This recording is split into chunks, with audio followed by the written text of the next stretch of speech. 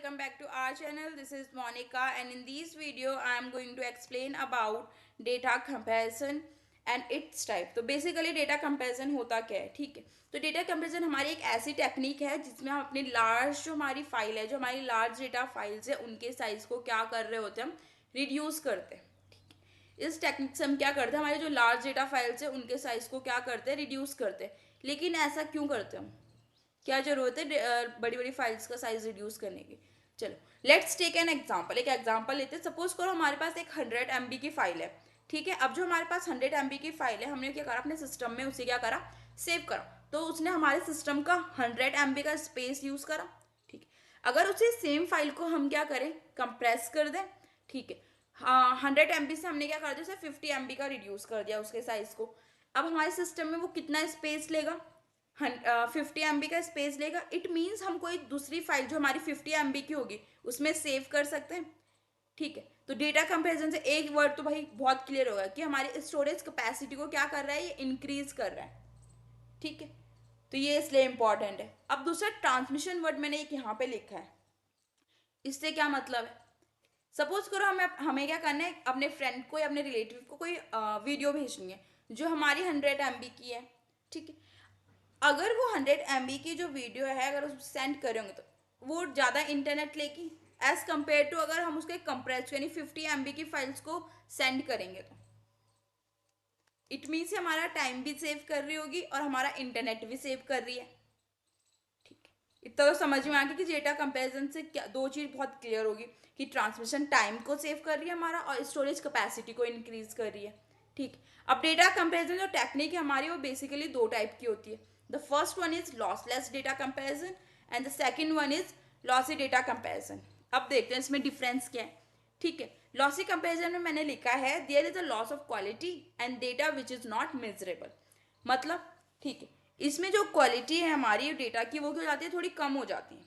हम जैसे कोई फोटो है उसको अगर हम कंप्रेस कर रहे हैं, ठीक है, जेपीईजी फॉर्मेट में हम क्या कर रहे हैं, उसे कंप्रेस कर रहे हैं, तो उसमें पिक्सल्स फट जाते हैं कई बार, क्योंकि हमारी ऑलरेडी जो फाइल हमारी कम एमबी की होती है या जो हमारी कम क्वालिटी की होती है, ऑलरेडी उसकी क्वालिटी फटी हुई है, अगर हम उसे और कंप्रेस कर रहे हैं तो उसके पिक्सल्स फट जाते हैं। बोलते हैं ना कि हमारी फोटो के पिक्सल फट गए। इट मीन्स वहाँ पे क्या हो रहा है, क्वालिटी जो हमारी पहले अच्छी थी अब उसके पिक्सल्स फट गए, अब हमें उतना क्लियर ही नहीं दिख रही वो फोटो। इट मीन्स वहाँ पे क्या हो रहा है, क्वालिटी का लॉस हो रहा है। तो जो हमारे लॉसी कंपेरिजन है यहाँ पे क्या होता है, क्वालिटी का लॉस होता है। अब लॉसलेस कंपेरिजन में कोई लॉस नहीं होता क्वालिटी का, हमारी क्वालिटी सेम रहती है, ठीक है। And the second point is जो हमारा लॉसी कंपैरिजन है वो कैसी है, इरिवर्सिबल प्रोसेस है। अब इरिवर्सिबल वर्ड से क्या मतलब है, it means data can not be recover to its original form. कि जो हमारा डेटा है अगर अब हमने क्या कर दिया, उसे कंप्रेस करा, ठीक है, डेटा को कंप्रेस कर दिया। अब कंप्रेस करा जो हमारा कंप्रेस डेटा है उसको हम वापस से रिकवर नहीं कर सकते उसके ओरिजिनल फॉर्म में। वर्ड ध्यान रखना, जो हमारा कंप्रेस डेटा है उसको नहीं रिकवर कर सकते हम अब उसके ओरिजिनल फॉर्म में, ठीक है। जो लॉसलेस कंपैरिजन हमारा वो कैसी इरिवर्सिबल प्रोसेस है। It means data can be recover to its original form. अगर हम यहाँ पे डेटा को कंप्रेस कर भी देते हैं ना तो हम उसके उसके ओरिजिनल फॉर्म में रिकवर कर सकते हैं, ठीक है। अब थर्ड पॉइंट, जो लॉसी कंपैरिजन है हमारी वो ज़्यादा करके कहाँ यूज़ होती है, हमारे फोटोज़ में यूज़ होगी, म्यूजिक्स में, वीडियोज़ में, यहाँ पे हमारी बहुत ज़्यादा यूज़ होती है। लेकिन जो लॉसलेस कंपैरिजन है हमारा वो कहाँ पे यूज़ होती है, जहाँ पे क्वालिटी हमारे लिए बहुत ज़्यादा मैटर कर रही होती है। लाइक बहुत इंपॉर्टेंट डॉक्यूमेंट्स हमें क्या करने, किसी को सेंड करने हैं, ठीक है। अगर सपोज करो वो डॉक्यूमेंट्स के पिक्सल ही फट गए, वो इंसान जिसको वो रिसीव हुआ है वो ठीक से रीड ही नहीं कर पा रहा, तो क्या फ़ायदा हमारा कंप्रेस करने का। फाइल साइज तो रिड्यूस हो गया बट वो ठीक से वो डॉक्यूमेंट्स को रीड ही नहीं कर पा रहा। ये हमारा आर्ट वर्क है, किसी को हमने क्या करना है, अपना आर्ट वर्क के सैंपल्स भेजने, अब उसकी क्वालिटी अच्छी नहीं होगी तो यहाँ पे तो कोई मीन ही रह जाता ना इसका। तो लॉसलेस कंपैरिजन का हम वहाँ पे यूज़ कर रहे होते हैं जहाँ पे हमें क्या, क्वालिटी हमारे लिए बहुत ज़्यादा इंपॉर्टेंट होती है, ठीक है। अब लॉसी कंपैरिजन का नेक्स्ट पॉइंट क्या कहता है, as compare to lossless data comparison, lossy data comparison hold less data, ठीक है।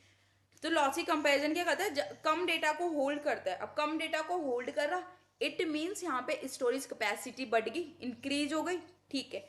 लॉस लेस कंपैरिजन में इसका अपोजिट हो जाएगा कि ये ज़्यादा डेटा को होल्ड करता है तो यहाँ पे जो स्टोरेज कैपेसिटी है वो उतनी रहेगी, कम नहीं होगी, ठीक है, इंक्रीज नहीं होगी, ऑब्वियस सी बात है।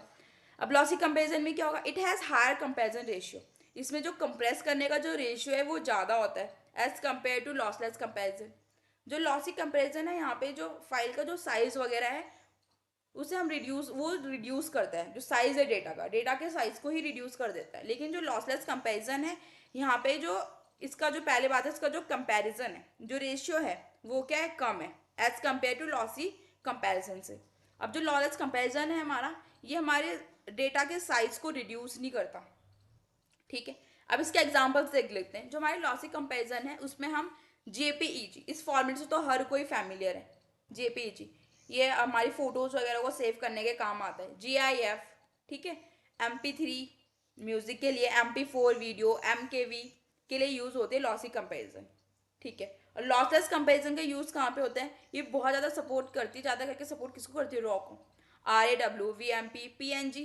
PNG भी हमारी फोटो को सेव करने का फॉर्मेट है, एक्सटेंशन है .png करके हम अपनी फाइल को सेव कर रहे होते हैं, फोटो को सेव करते हैं। WAC हो गया, फ्लैक हो गया, ठीक है।